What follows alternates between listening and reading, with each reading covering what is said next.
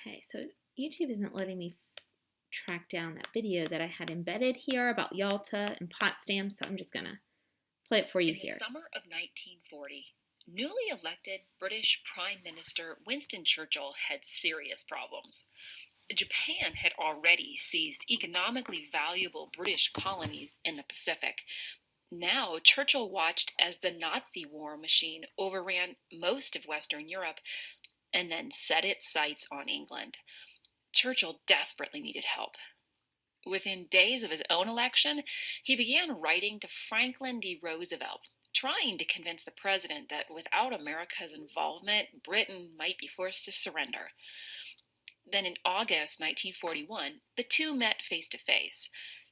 Although World War II had been raging for nearly 2 years, America wasn't yet in the fight. Still, on board a ship at anchor near the Canadian coast, the United States and Britain outlined the Atlantic Charter, an 8-point statement of Allied war aims, including the disarmament of the Axis powers and the commitment to a free world after the war.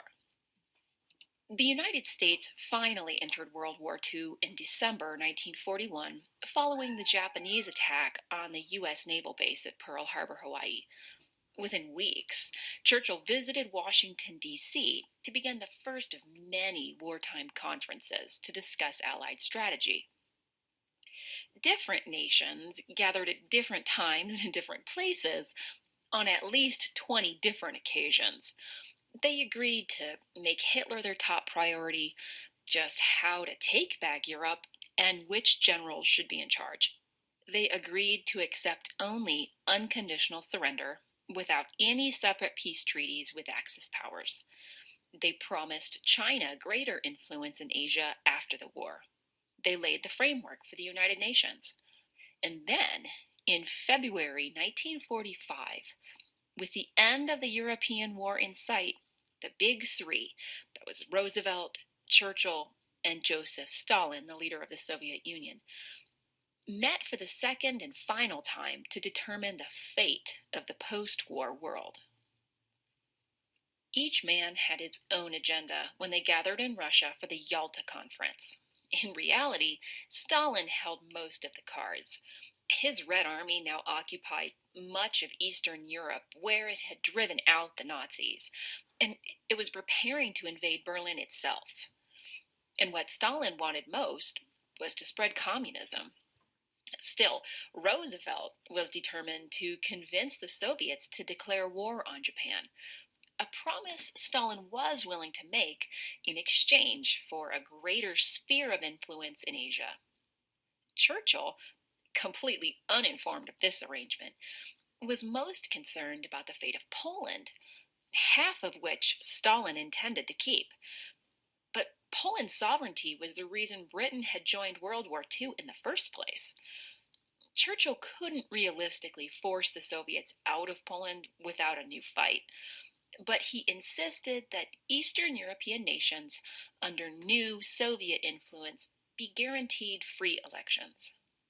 Stalin agreed.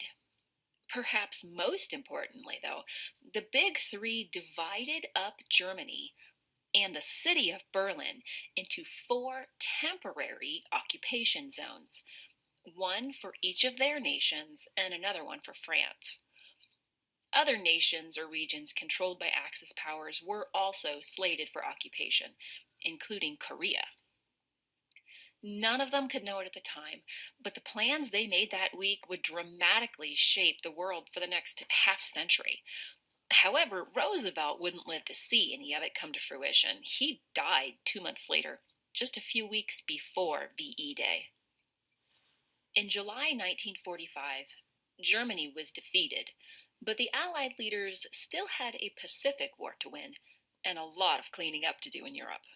They met one last time at the Potsdam Conference in Germany to finish the work.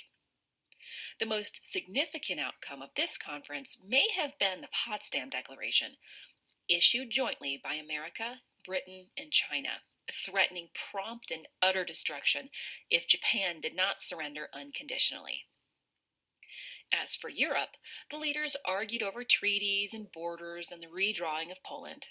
but easily agreed that Germany would be demilitarized and discriminatory laws from the Nazi era would be repealed. And while a new government was being constructed, Germany would be managed via the four zones determined at Yalta. In many ways, another major issue at Potsdam was the tension among the leaders. One awkward situation was the addition of Clement Attlee to the British delegation.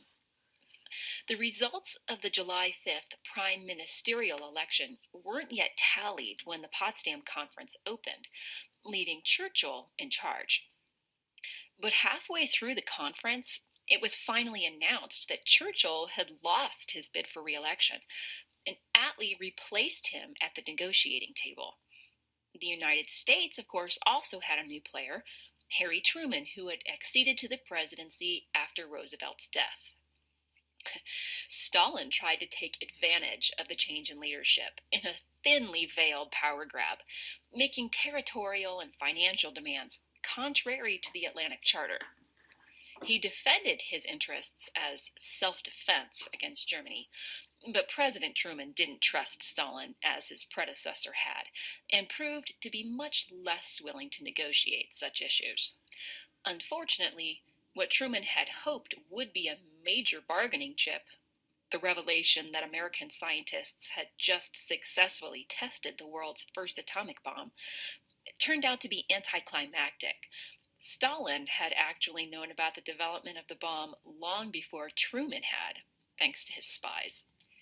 It was clear that without a common enemy, Great Britain, the Soviet Union, and the United States were no longer unified in purpose. The leaders of these and many other nations had been able to talk through their differences for 5 years, but Potsdam concluded the wartime diplomacy. A powerful alliance turned to post war resentment, suspicion, and mistrust. The world's next great conflict, the Cold War, was just around the corner. All right, y'all.